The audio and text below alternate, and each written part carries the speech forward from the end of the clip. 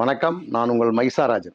இன்னைக்கு ராஜன் கிச்சனில் 2 கிலோ பாசுமதி அரிசியில் காடை பிரியாணி பண்ணுறோம். காடை பிரியாணினா எப்படின்னா, ஒரு கடையிலலாம் இப்போ 2ஆக இருக்கும், 2 பீஸாக போடுவாங்க. நாங்கள் முழு பீஸாக போடுறோம்.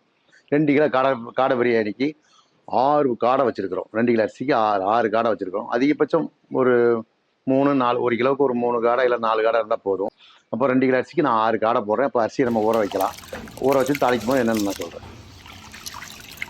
இப்போ அரிசியை ஊற வச்சுட்டோம். இன்னைக்கு நம்ம என்ன பிரியாணி போடுறோம்னா வடி பிரியாணி. இது வரைக்கும் நம்ம தம் பிரியாணி தான் போட்டிருக்கிறோம். நானும் நிறைய பிரியாணி போடுவேன். எல்லாமே இது வரைக்கும் தம் பிரியாணி தான் போட்டு காமிச்சிருக்கிறோம். இன்னைக்கு நம்ம காடையில் வச்சு பாசுமதி அரிசியில் வடி பிரியாணி போட்டு காமிக்கிறோம். இப்போ அடுப்பத்தை வைக்கிறேன். இப்போ அடுப்பத்தை வச்சாச்சு.